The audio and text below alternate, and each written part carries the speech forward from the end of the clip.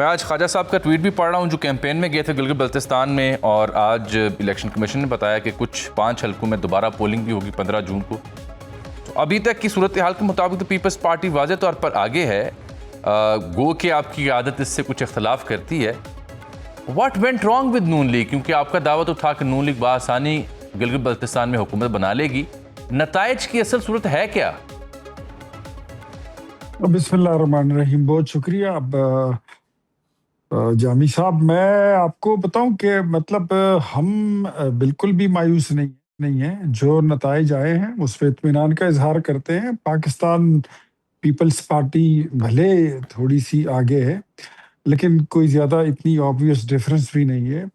P M L N باوجود اس کے کہ ایک لمبے عرصے سے ہمارا تنظیمی ڈھانچہ جو ہے وہ مکمل نہیں ہے، اور جس طریقے سے وہاں پر ہمیں محرک ہو کر اور متحرک ہو کر ہمیں کیمپین چلانی چاہیے تھی پہلے سے، وہ ہم نہیں چلا سکے. تھوڑی ہمیشہ یہ ایسا ہی ہوتا ہے، تاخیر سے کیمپین سٹارٹ کی تو اس کی کچھ ڈرا بیکس نکلے ہیں. لیکن اوور آل جو اگر آپ جی بی جائیں اور آپ پبلک کے ساتھ بات کریں تو پبلک مانتی ہے کہ نواز شریف نے وہاں پہ کام کیا ہے. 3 حکومتیں گزری ہیں، ایک پی ایم ایل این کی، ایک پیپلز پارٹی کی، اور آخری حکومت وہاں پر پی ٹی آئی کی گزری ہے. تو لوگ وہ کرتے ہیں، اکنالج کرتے ہیں کہ وہاں پر سوئی گیس ہے، بجلی ہے، گیس ہے، یہ روڈ ہے، ایئرپورٹ ہے، ویسٹ مینجمنٹ پروگرام ہے، ایم آر آئی کی مشین ہے، ہسپتال ہے، کارڈیک ہاسپٹل ہے، کینسر ہاسپٹل ہے. یہ ساری نون لیگ کی دی ہوئی ہے. اور اب تو موٹر وے کا جو منصوبہ تھا اس کو بھی ہم نے انیشیٹ کر دیا ہے، وہ بھی ہم بنانے جا رہے ہیں. تو ٹھیک ہے. بہرحال ویسے تو وہاں کے ہمارے کچھ ساتھیوں نے یہ بھی اطلاع دی ہے کہ جو انڈیپینڈنٹ ایم پی ایز ہیں وہ بھی ہمارے ساتھ رابطے میں ہیں اور ہمارے ساتھ شامل ہونے جا رہے ہیں. تو نو میٹر کہ وہاں پر اگر P T I peoples party جاتی ہے، اسٹیئرنگ پہ بیٹھتی ہے، اسٹیئرنگ ویل پر، تو کوئی اعتراض نہیں ہے، ہمیں بیٹھ جائے. میں نے تو سنا ہے کہ پریزیڈنٹ زرداری کو، میں نے سنا ہے پرائم منسٹر نے پریزیڈنٹ زرداری کو مبارکباد بھی دی ہے، اور نون لیگ پیپلز پارٹی کو حکومت بھی بنانے دے گی.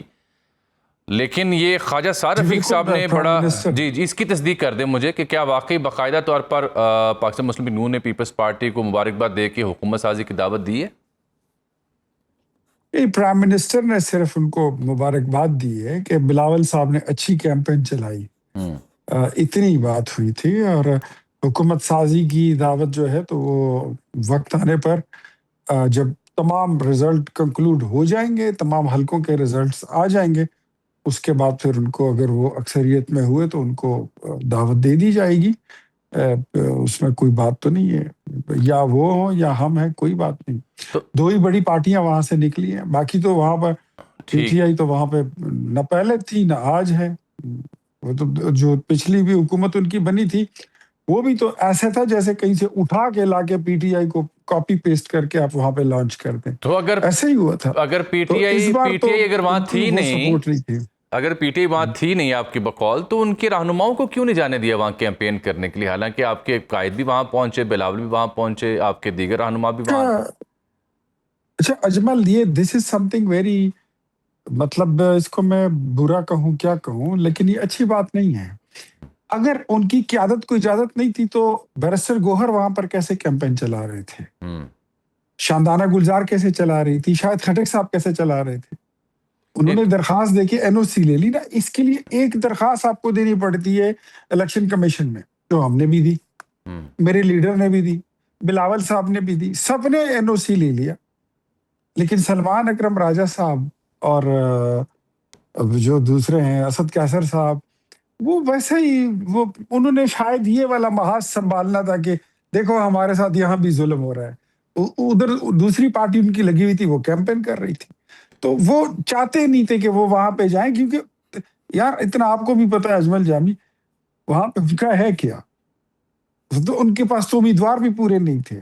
تو مانگ تانگ کے آزاد امیدواروں کو کھڑا کر کے انہوں نے اپنی ایک لسٹ بنا لی. ادروائز ان کے پاس آدھے حلقوں پر امیدوار نہیں تھے، اور سوشل میڈیا پر کہتے ہیں کہ ہمارے 65 امیدوار کامیاب ہو جائیں گے. وہی حلقے ہی ٹوٹل سارے 24 ہیں.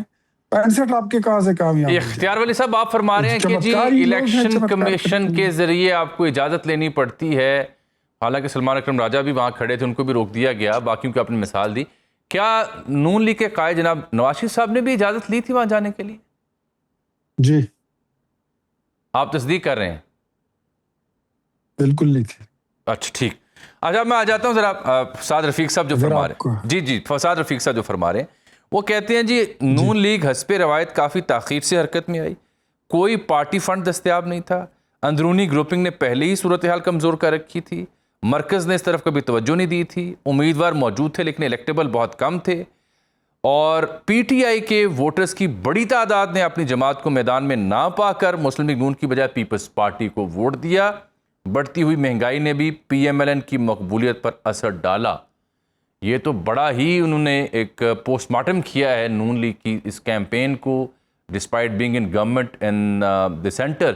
تو یہ تو سیلف ریفلیکشن پالیسی ہے. اتفاق کرتے ہیں خواجہ صاحب سے؟ خواجہ صاحب کی جو بات ہے، خواجہ سعد رفیق صاحب کی، وہ کافی حد تک درست بھی ہے.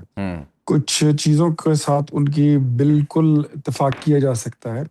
الیکٹیبلز ہمارے بالکل موجود تھے. جو اس میں سب سے اچھی بات جو مجھے لگی وہ یہ ہے کہ ایک تو الیکشن کیمپین تاخیر سے شروع کی گئی، اور جو اس سے بھی زیادہ مجھے اچھی بات لگی وہ یہ کہ ہم نے ہماری جماعت میں کسی بھی الیکشن پر، یہ میں آج آپ کے سامنے 35 سال مسلم لیگ نون کی سیاست کرنے کے بعد میں آپ کو یہ بات بتا رہا ہوں، جی ہماری جماعت میں کسی کو پیسے دینے کی کوئی روایت نہیں ہے. کسی امیدوار کو یہ کوئی سسٹم ہی موجود نہیں ہے، فنڈ نہیں تھا. ادروائز کچھ ایسے کینڈیڈیٹس تھے کہ جن کے پاس تھوڑی مالی معاونت اگر کی جاتی تو شاید ہماری 6-7 سیٹیں مزید بڑھ سکتی تھی. آپ نے کہا کہ نون لیگ کے ہاں پیسے دینے کی کوئی روایت موجود نہیں، تو میں تھوڑا لائٹر نوٹ پہ پوچھنا چاہ رہا ہوں، لینے کی روایت تو ہے نا؟ جو دیتے نہیں ہے وہ لیں گے کیا؟ اچھا میری جماعت میں تو یہ بھی ہے کہ میں نے مسلم لیگ نون میں نے نواز شریف صاحب کو اتنا بھی دیکھا کہ جو ہمارے مالی طور پر کمزور امیدوار تھے لیکن ان کی پوٹینشیل تھی، تو ان سے پارٹی ٹکٹ کے پیسے جو لیے گئے تھے وہ فیس بھی ان کو واپس کر دی جاتی. مسلم لیگ نون میں یہ روایات نہیں ہے. یہ میں آپ کو بڑا، آپ لائٹر نوٹ پر کہیں، سیریس نوٹ پر کہیں، لیکن میں ریکارڈ کی درستگی کے لیے اور پبلک کنزمپشن کے لیے میں یہ بات کرنا چاہوں گا کہ ہماری جماعت میں یہ روایات نہیں ہے. حالانکہ میں اب جس دور میں ہم داخل ہو چکے ہیں وہاں پر پیسے کا بہت عمل دخل ہے. اب ہمیں یہ ونگ شاید ہمیں کھولنا پڑے گا اور یہ ہونا چاہیے، ادروائز ہم کمپیٹ نہیں کر پائیں گے. پاکستان تحریک انصاف اس چیز میں بہت آگے ہے، بہت آگے. پاکستان پیپلز پارٹی اس سے پہلے بہت آگے کی ہے. وہ پیسے لگاتے ہیں، وہ اپنے امیدواروں کو بھی پیسہ دیتے ہیں، ان کی کیمپین بھی چلاتے ہیں. مطلب جتنا کچھ وہ کر سکتے ہیں وہ وہاں پر وہ کرتے ہیں. لیکن ہماری پارٹی بس صرف ٹکٹ دیتی ہے، باقی چپو آپ نے خود چلانے ہیں. صحیح، آگ کا دریا ہے اور ڈوب کے جانا ہے.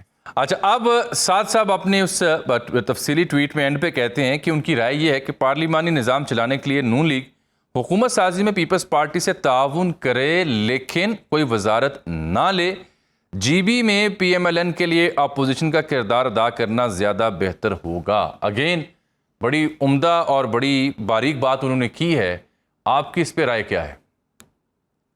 دیکھیں، پاکستان پیپلز پارٹی کا بھی تو یہی طریقہ ہے کہ انہوں نے آئینی پوزیشن ساری لے لی ہیں اور وزارتیں نہیں لی ہیں. تو اگر اس طرح کا کوئی فارمولہ بنتے پاتا ہے اور مسلم لیگ نون کی قیادت یہ سمجھے کہ ہم نے اگلا الیکشن جیتنا ہے وہاں سے اکثریت کے ساتھ، تو پھر تو یہ فارمولہ ٹھیک ہے، یہ ڈویبل ہے، ورکیبل ہے. اور باقی قیادت ہے میاں نواز شریف صاحب، ہی از اے لیڈر، اور وزیر اعظم شہباز شریف صاحب وہ ہمارے پریمیئر ہیں. تو جو ان کے پھر فیصلہ ہوگا تو وہی. لیکن خواجہ صاحب رفیق صاحب جو ہیں، خواجہ صاحب کی جو تجویز ہے وہ اس کو رول آؤٹ نہیں کیا جا سکتا. وہ بات ان کی درست ہے. پاکستان پیپلز پارٹی نے جو میتھڈالوجی اپنا رکھی ہے فیڈرل گورنمنٹ کے ساتھ، تو وہ اگر ہم وہاں پر اپنا لیں تو اس میں ہم پولیٹیکلی اپنے آپ کو زیادہ اچھا وہ ہم پلے کر سکتے ہیں. لیکن ایونچولی فیصلہ ہماری قیادت نے کرنا ہوگا اور جو انہوں نے کہا وہی ہم کریں گے.